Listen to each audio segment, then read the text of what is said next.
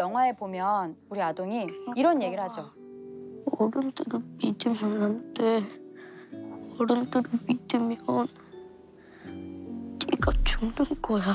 왜 아동이 그런 얘기를 할 수밖에 없느냐? 지금 현재 구조가 어른들이 서로 책임 회피를 할 수 있는 구조이기 때문에 그런 얘기를 한다는 얘기입니다.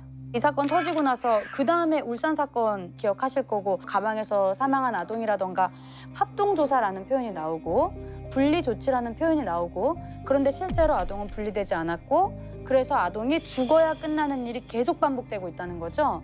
그 부분에 어떤 분노의 관점을 좀 전환하셔서 좀 현실적인 풀어가는 과정에 좀 더 힘이 실려야 된다 이런 생각은 들어요. 그래서 지금 2회 이상 네. 신고가 들어오면 네. 분리 조치를 취하자 이런 이야기가 나오고 있잖아요. 네네. 그게 법이 어떻게 돼 있냐면 1년에 2회 이상 신고된 아동을 즉시 분리하래요. 그런데 이게 현장에 주는 사인이 뭘까요? 2회 신고되면 즉시 분리해. 1회는 그냥 1회면 일단 기다려봐가 될 수도 있는 거예요. 그래서 굉장히 크게 상처. 그렇죠. 그때 적시 분리해야 되는 아동이 제대로 분리되지 않을 수 있다. 두 번째, 아동이 갈 곳이 없어요.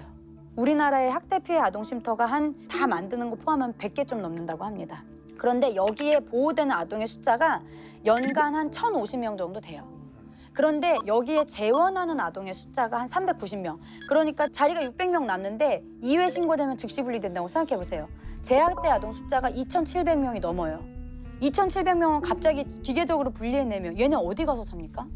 그래서 얘네가 어디로 보내지냐? 전혀 이 학대 피해 아동 케어가 되지 않는 그냥 뭐 아무 시설이나 들어가는 거예요.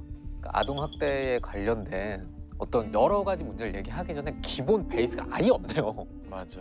근데 뭐 어쨌든 최근에 양천 아동 학대 사건 이후에 법이 개정되었다고 들었어요. 근데 지난 1월 8일 본회의를 열어서 아동학대 재발 방지를 위한 민법 개정안과 아동학대 범죄 처벌 등에 관한 특례법 일부 개정안 등을 처리를 했어요. 그래서 아동학대 신고 즉시 그 수사 및 조사 착수를 의무화했고 그 경찰이나 아동학대 전담 공무원이 현장 조사를 위해 출입할 수 있는 장소를 확대했고 또 친권자가 아동의 보호나 교양을 위해 필요한 징계를 할 수 있다고 규정한 조항을 삭제했고 이건 되게 잘한 거라고 생각해요. 부모의 자녀 처벌도 원칙적으로 금지했어요. 자, 자녀 처벌 법적으로 금지돼 있습니다.